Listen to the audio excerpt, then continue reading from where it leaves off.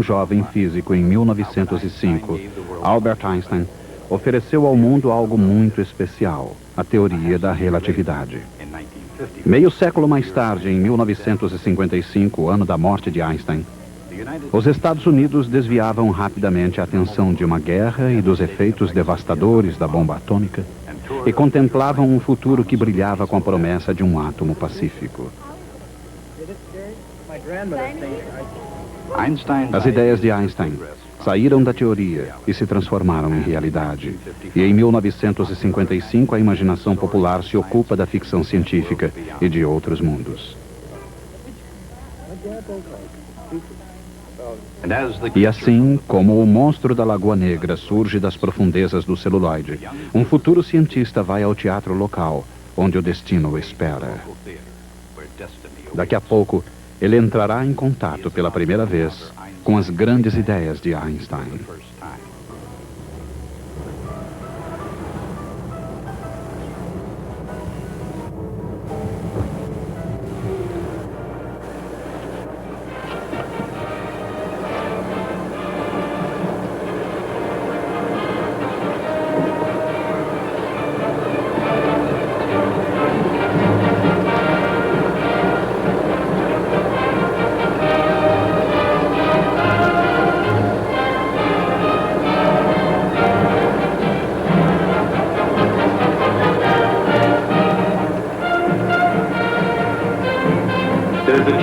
Um calafrio percorre o ar. Isso significa que chegou novamente a hora. Enquanto a febre da série mundial toma conta dos Estados Unidos, 1955 poderá ser o ano dos grandes acontecimentos. E isso não é motivo para contentamento no Bronx. Vamos até o estádio Yankee. Bill Snowroll. Remate para Polders e Johnny finalmente arremessa depois que a bola tocou na sua luva. Bob Serve arremessa para Amoros e os Dodgers estão mais próximos do seu primeiro título da Série Mundial. Polders parece a pessoa mais calma no estádio.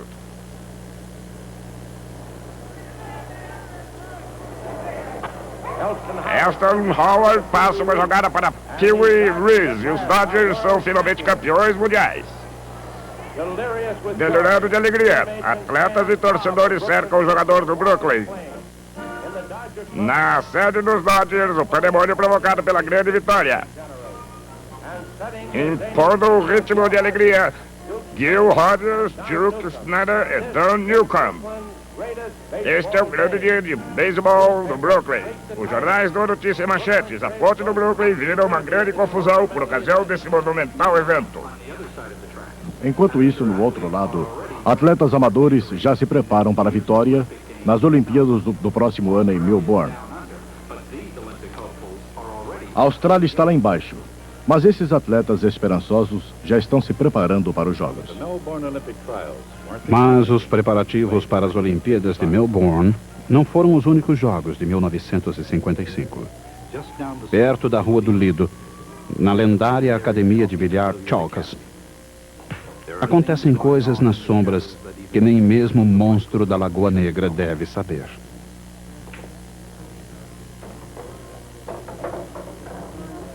No momento, Bertrand Metralhadora Berkowitz luta para manter sua coroa. Ambos os jogadores, o alto e o baixo, estão para terminar. Não é de admirar que o campeão recorra a todos os truques com seus dedos hábeis e bem cuidados.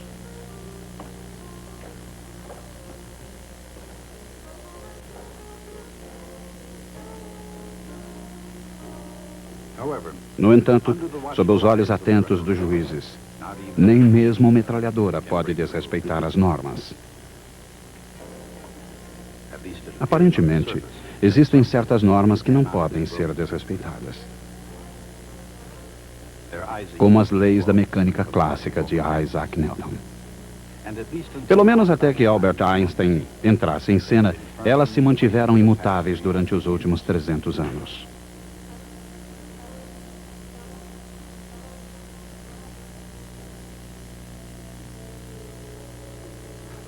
De acordo com a primeira lei de Newton, uma bola não para, a menos que alguma coisa a faça parar.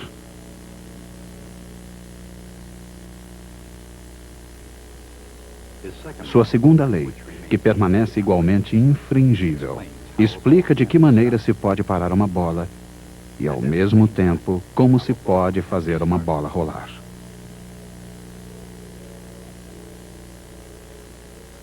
A quantidade de movimento de uma bola de bilhar ou de qualquer outra coisa é igual à sua massa vezes sua velocidade.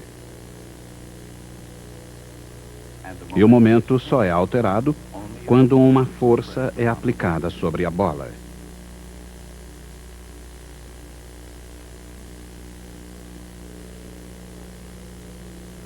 Mas quando duas bolas colidem, a força sobre uma das bolas é igual e oposta à força sobre a outra.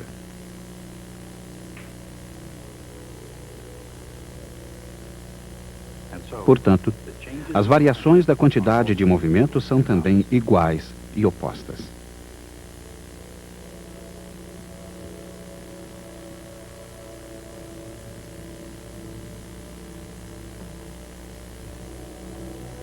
É por isso que a quantidade de movimento total das duas bolas permanece constante.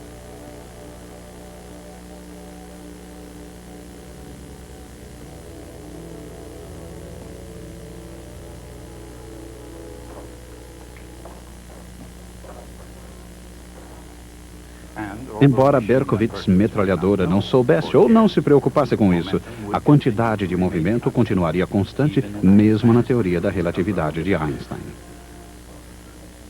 Bill Haley e seus cometas atingiram o primeiro lugar das paradas de sucessos com Rock Around the Clock. No mundo do cinema, uma notícia triste. Milhões de fãs se recusam a aceitar o fato de que James Dean está morto. Mas no dia 30 de setembro, a estrela em ascensão de 1955 morre em chamas. Enquanto os fãs lamentam a perda do rebelde sem causa, o mundo inteiro se despede do professor favorito de todos. Com a morte de Albert Einstein, disse seu amigo e colega Eve Rabi, uma grande luz se extinguiu no mundo da física. Muitos o conheciam pelo calor de sua personalidade, sua bondade, seu notável senso de humor. Embora Einstein tivesse partido, a força das suas ideias, que alteraram o próprio significado de tempo e espaço, desempenharia um papel importante no futuro. E um jogo de bilhar espacial no futuro remoto pode ilustrar uma das suas mais sérias consequências. Albert, com o seu velho amigo, Henry, movimenta-se a uma velocidade próxima à velocidade da luz. E como os rapazes que jogam bilhar aqui na Terra, Albert e Henry respeitam todas as regras do jogo. Por exemplo, especialmente no espaço exterior, é fácil observar que nada está realmente em repouso.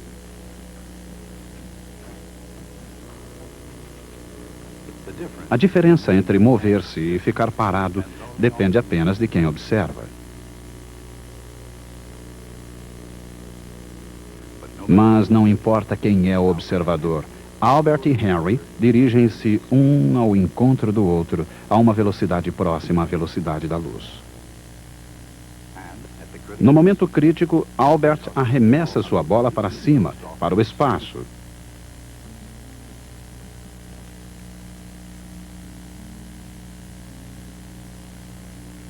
Henry, por sua vez, lança uma bola idêntica, exatamente com a mesma velocidade.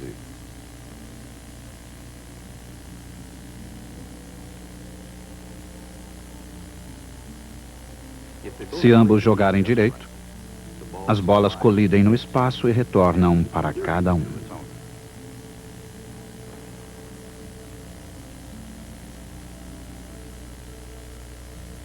Para que isso possa acontecer, Albert atira sua bola para cima com a velocidade UA.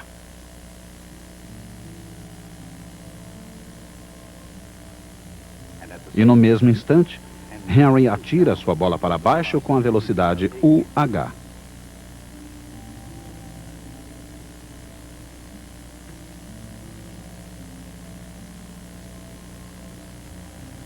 Com a sincronização perfeita, elas entram numa rota de colisão que as faz voltar ao ponto de onde partiram.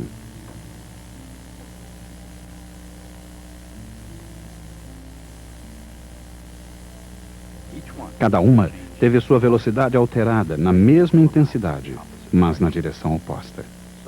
Isso significa que no caso de massas idênticas, as mudanças de quantidade de movimento foram iguais e opostas exatamente como teriam sido no Chalkes. Pelo menos isso é o que parecia de um determinado ponto de vista. Mas todos os críticos sérios do jogo sabem que é necessário um diagrama espaço-tempo para observar as coisas de uma perspectiva correta.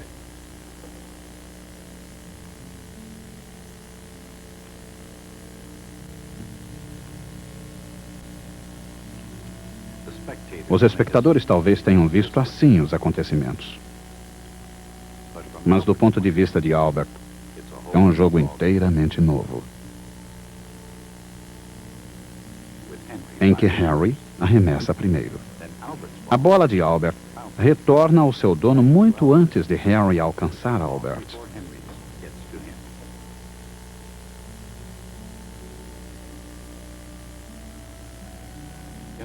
Em outras palavras, do ponto de vista de Albert, o veloz Henry iniciou o jogo enquanto Albert esperou um instante crucial para lançar sua bola de bilhar no espaço.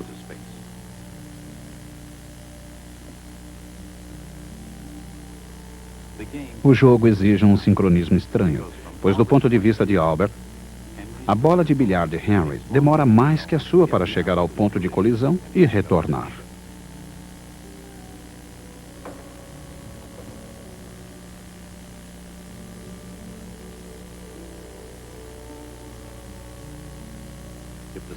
Se o mesmo acontecesse a duas bolas que colidissem numa mesa de bilhar, teríamos a impressão de que a bola azul era maior, pois ela não se desvia tanto quanto a outra bola. Isso seria verdade em termos quantitativos. No sistema de referências de Albert, a bola de Henry foi lançada a uma velocidade U''H, enquanto a sua bola foi lançada com velocidade U''A.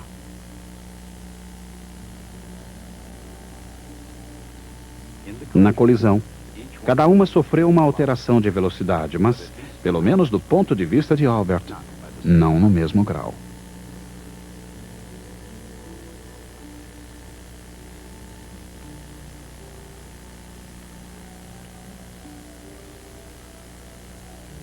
Assim, para que possa ocorrer a mesma variação da quantidade de movimento, a bola veloz de Henry age como se tivesse uma massa maior.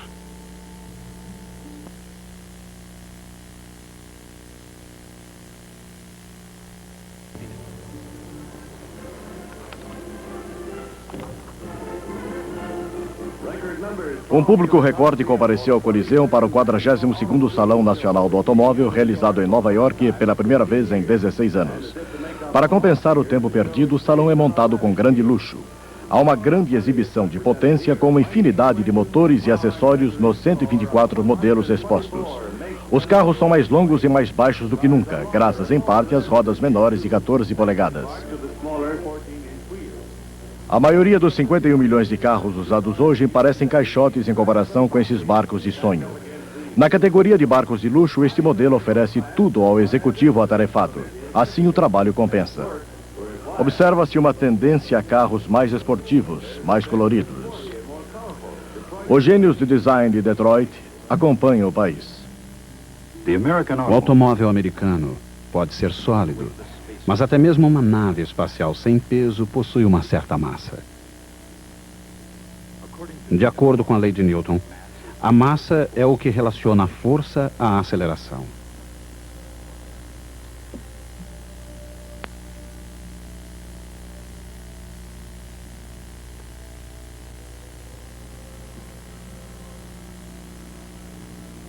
Assim, antes de mais nada, a massa é uma medida da resistência de um corpo às mudanças de velocidade.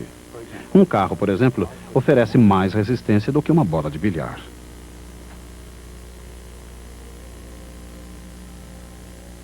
E uma bola em repouso resiste menos a uma mudança de velocidade do que uma bola em movimento. Particularmente quando submetida a velocidade próxima à velocidade da luz. De acordo com a teoria da relatividade, a massa de qualquer objeto em movimento depende da velocidade com que está se movendo. A massa m é igual à massa em repouso m0 vezes o fator gama.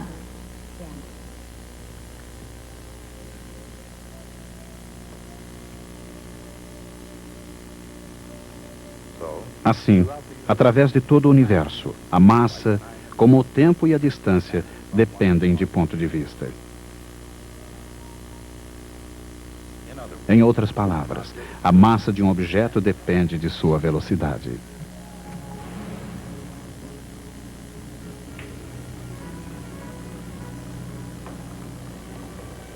Neste outono, temos um novo programa de televisão para a garotada, o Capitão Canguru. Esta semana, crianças de todas as idades afluem em massa para ver a mais nova atração de Walt Disney no sul da Califórnia.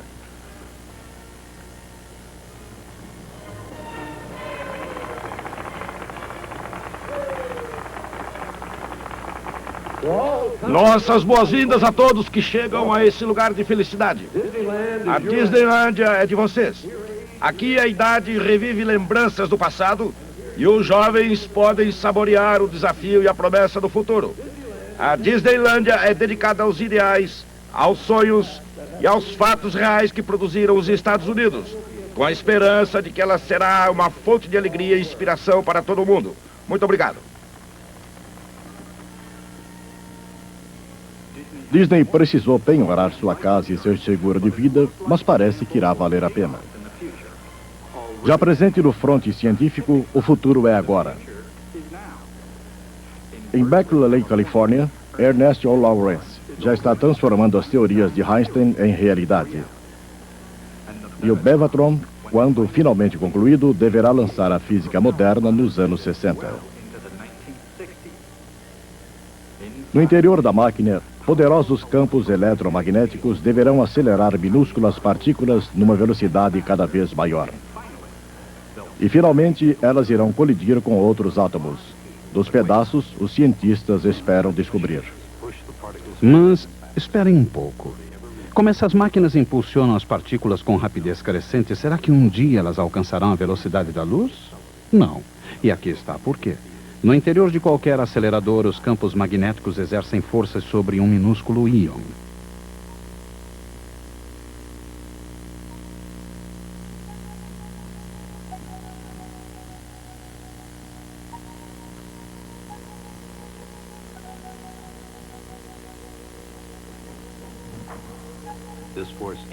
Essa força aumenta a quantidade de movimento, m vezes v do íon. Assim, a velocidade aumenta. Mas à medida em que a velocidade de um objeto aumenta, aumenta também a sua massa. Ficando com massa cada vez maior, torna-se cada vez mais difícil ele continuar aumentando sua velocidade.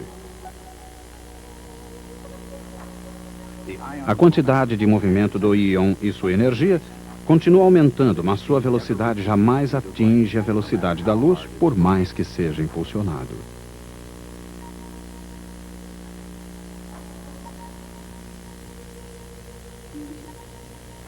Quando se impulsiona um corpo, isso faz aumentar a sua quantidade de movimento, não apenas aumentando sua velocidade, mas também aumentando sua massa.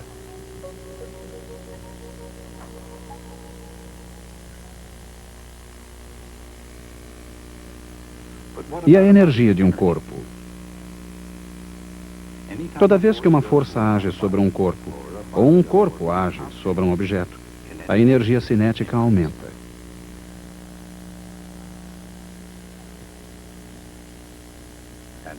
E o aumento da energia cinética de um objeto também produz um aumento de sua massa.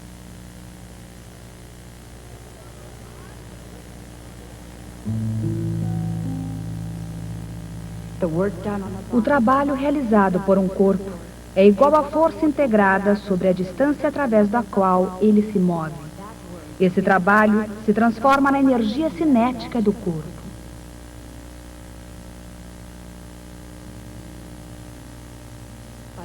Mas a força altera a quantidade de movimento.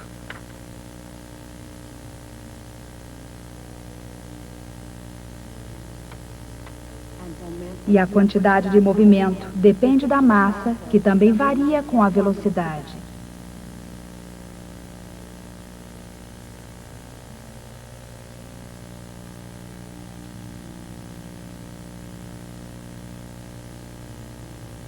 Assim, a energia cinética pode ser expressa como uma integral sobre a velocidade desde repouso até que a força deixe de agir.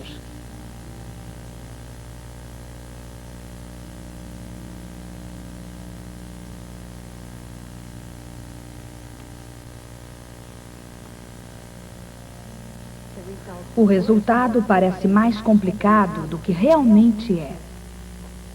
Em baixas velocidades, K é a metade da massa vezes a velocidade ao quadrado. Mas em velocidades maiores, a curva para energias crescentes parece a curva para massas crescentes.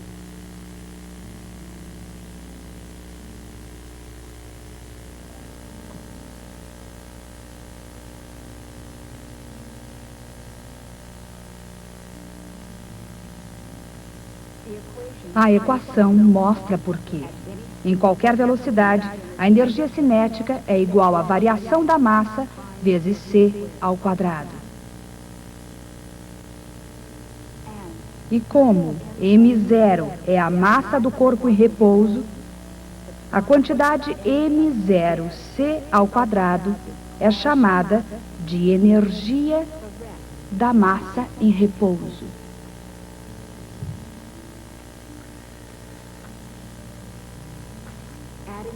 Somando-se energia cinética à energia da massa em repouso, temos a energia total do corpo. Aí está. E é igual a mc ao quadrado. Na teoria da relatividade, energia e massa são a mesma e única coisa. Mas se uma energia adicional aumenta a massa do corpo, será que um objeto perde parte de sua massa ao perder energia? Einstein disse que sim. É o que acontece, por exemplo, no interior do Sol. As reações nucleares reduzem a massa do Sol em bilhões de quilogramas por minuto à medida em que ele irradia energia para o espaço.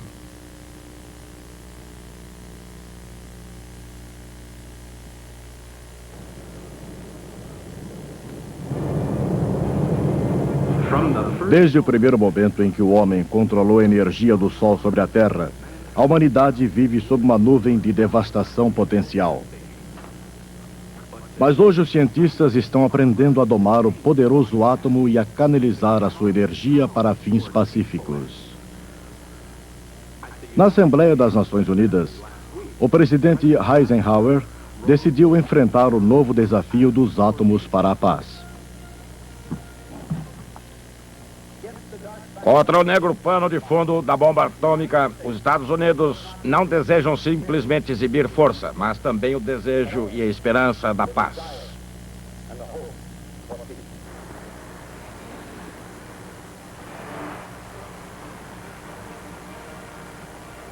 E em mãos capazes, a energia nuclear pode ser utilizada para fins pacíficos e possibilidades quase ilimitadas. Essas possibilidades começam a tomar forma quando um átomo de urânio com uma determinada massa de repouso se decompõe em fragmentos com massa de repouso total menor. Essa pequena diferença de massa equivale a uma enorme quantidade de energia. E essa energia pode ter uma grande variedade de usos.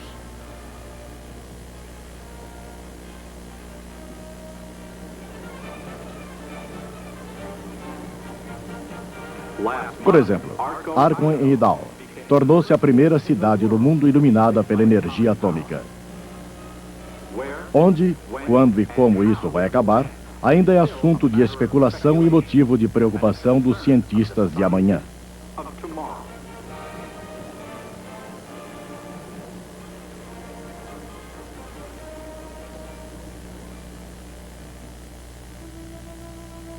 Mas não importa onde tudo isso vai acabar. Tudo começou com Albert Einstein.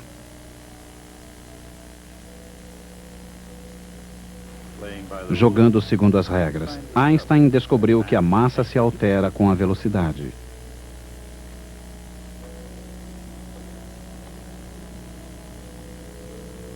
e que a própria massa e energia devem ser entidades equivalentes.